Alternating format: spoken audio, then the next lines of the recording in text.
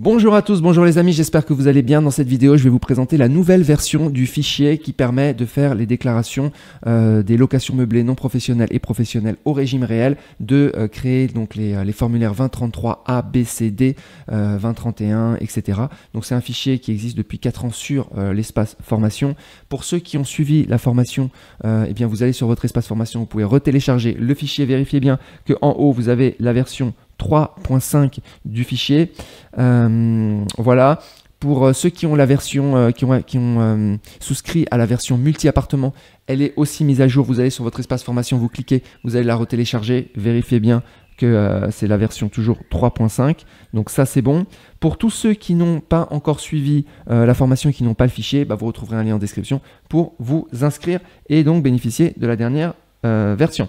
Alors je vais vous montrer qu'est-ce qu'il y a dans cette nouvelle version. En fait, ça gère beaucoup mieux en fait les ordres d'imputation dans le cas où il y a des déficits antérieurs et ou des amortissements excédentaires antérieurs.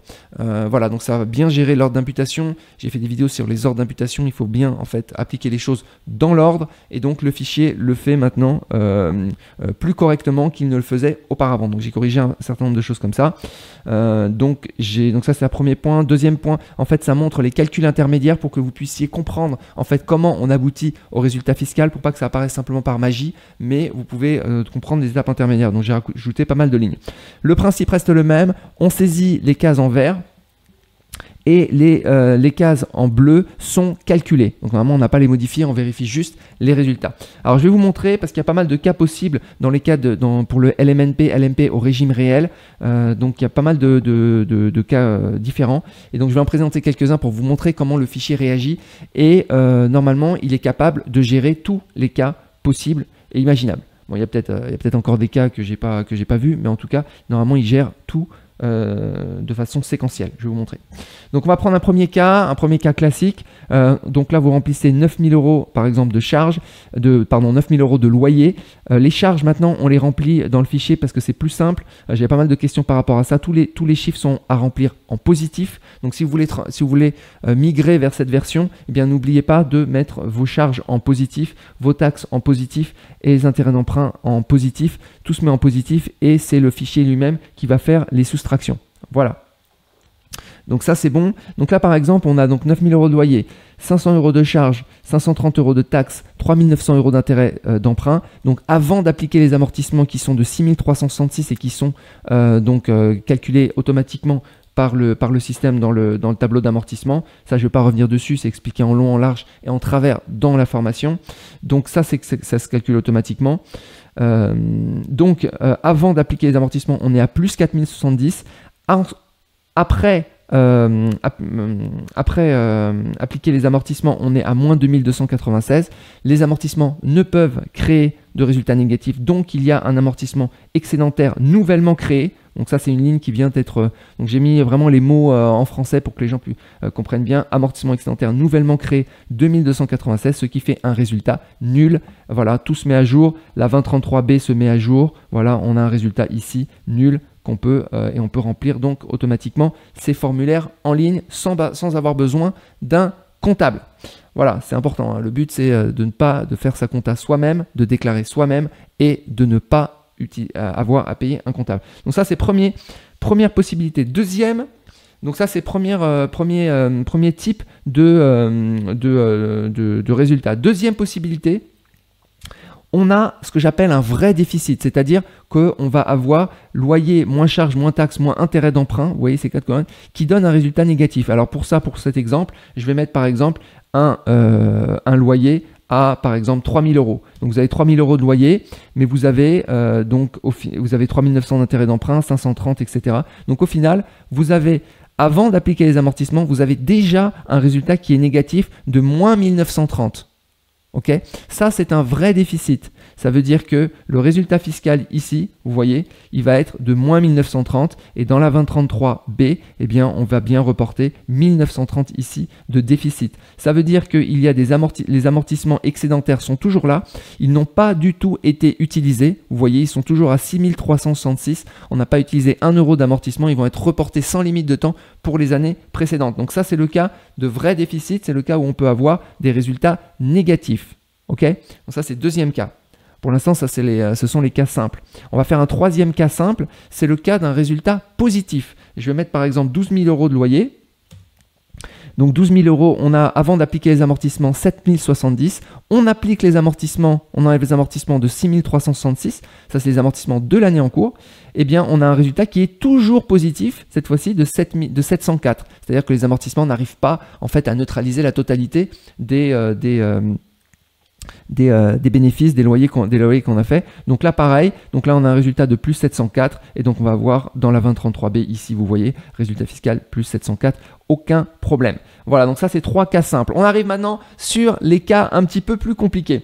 Les cas plus compliqués, c'est, donc là, c'est par exemple si vous avez eu des déficits antérieurs ou des amortissements excédentaires antérieurs.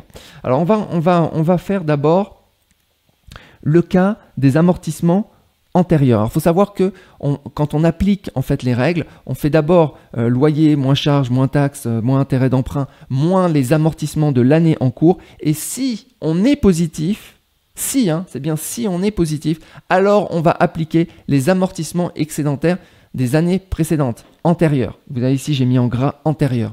Et si on applique les amortissements antérieurs, et si on est encore positif, alors seulement on va appliquer les déficits antérieurs qui, eux, ne sont reportables que pendant 10 ans. C'est pour ça que vous avez ici, vous voyez, les étapes intermédiaires. D'abord les amortissements excédentaires et ensuite on passe au déficit.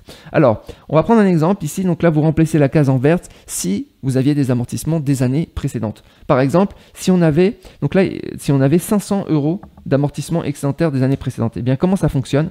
Eh bien, on avait... Avant d'appliquer les amortissements antérieurs, on avait un résultat de 704. Vous vous souvenez de plus 704. On applique, cette fois-ci, on a 500 euros qu'on peut réutiliser des années précédentes. Eh bien, ça veut dire qu'il va rester donc 204 de résultats. C'est-à-dire qu'on n'a pas réussi à neutraliser la totalité. Donc là, on est toujours à plus 204. On a appliqué les 500, la totalité des amortissements qu'on avait antérieur qu'on avait les années précédentes. Deuxième cas possible, vous voyez, il y a pas mal de cas. Deuxième cas possible, on a cette fois-ci 1500 euros par exemple d'amortissement excédentaire antérieur. Ça veut dire que sur les 1500 euros, on peut utiliser 704 pour neutraliser totalement son résultat. Et donc, on va avoir un résultat à 0. Et pour l'année prochaine, on aura utilisé donc seulement 704 cette année sur les 1500. Il va rester 796 qui vont être utilisables, donc reportables pour l'année prochaine. Vous avez compris. Enfin, j'espère. Ensuite, autre cas possible, on va dire qu'on n'a pas d'amortissement excédentaire. Donc on a toujours ces 704, mais on a des déficits antérieurs. Là, ça va être le même principe. Par exemple, mettons que j'ai 200 euros de déficit antérieur, donc qui peuvent se reporter. Eh bien, tout simplement, on va les reporter intégralement et il va rester plus 504, exactement de la même manière que les amortissements antérieurs. Donc on va utiliser ce qu'on peut utiliser. Et si j'en ai par exemple 1000 euros, il va utiliser la totale, il va utiliser donc 704 sur les 1000 euros et il va rester 296 de déficit reportable pour les années suivantes qui, eux, ne sont reportables que pendant 10 ans. Ça va mettre à jour, cette partie déficit va être mise à jour dans la 2033D. Vous voyez, il va mettre à jour en fait ici déficit restant à reporter, déficit imputé cette année, déficit reportable. Donc là, il va mettre à jour correctement la 2033D en fonction de ça. Il peut y avoir maintenant des combinaisons, c'est-à-dire que on peut avoir par exemple... donc je vais remettre 200 euros de déficit antérieur, donc il reste 504 euros, et je vais mettre par exemple 100 euros d'amortissement excédentaire. Et bien là, comment ça va se passer? Et bien il va utiliser un petit peu des amortissements excédentaires, enfin la totalité, donc les 100 euros, mais le résultat va encore être positif. Donc sur les 604 qui va rester, il va utiliser les 200 euros de déficit, et il va encore rester 404. Donc là, on va avoir donc les deux qui vont être utilisés, et ça va bien se mettre dans déduction. Vous voyez déduction ici, donc là dans la 2033B, donc on va voir à la fois la partie amortissement antérieur qui sont venus se déduire et la partie déficit qui est aussi venue se déduire, et la 2033D va se mettre à jour, elle, uniquement sur la partie déficit. Vous voyez, donc il y a pas mal de cas possibles. Il y a des cas encore plus... si par exemple ici j'avais 200 euros de déficit, mais que ici j'avais 1000 euros d'amortissement excédentaire, donc des années précédentes, Donc les amortissements des années précédentes vont suffire pour neutraliser les 704 et donc les 200 €, eux, ne vont pas être imputés, ne vont pas être utilisés. Donc le déficit ne va pas être utilisé. On utilise d'abord les amortissements antérieurs. Voilà. Donc vous voyez qu'il y a pas mal de combinaisons possibles. C'est géré donc avec les étapes intermédiaires, donc vérifiez bien les valeurs et normalement tout se met à jour correctement. 2033B, 2033D. Il y a eu quelques petites modifications aussi au niveau du bilan. Enfin voilà, grosso modo, vous n'allez pas, avec l'ancienne version, si vous aviez un résultat négatif, vous n'allez pas vous retrouver avec un résultat positif avec cette version. Dans la quasi-totalité des cas, vous allez avoir à peu près les mêmes valeurs. Dans certains cas, à cause des ordres d'imputation, vous allez avoir des valeurs légèrement différentes, mais c'est pas, voilà, c'est pas significatif. Donc, si vous avez déjà fait vos déclarations avec les anciennes versions, restez là-dessus. Et l'année prochaine, il vous suffira simplement de prendre les cases vertes que vous aviez remplies sur l'ancienne version et les mettre sur la nouvelle version. Et ça va fonctionner tout seul. Voilà, on continue hein, sur le même format, c'est-à-dire que vous avez le fichier fait, il fonctionne sur 2 années consécutives, vous voyez ici 2020-2021. En réalité, si vous démarrez aujourd'hui, ça sera 2021-2022, mais voilà, ça fonctionne sur 2 années consécutives. Ça permet en fait de reporter automatiquement les valeurs d'une année sur l'autre. Si vous aviez par exemple des amortissements nouvellement créés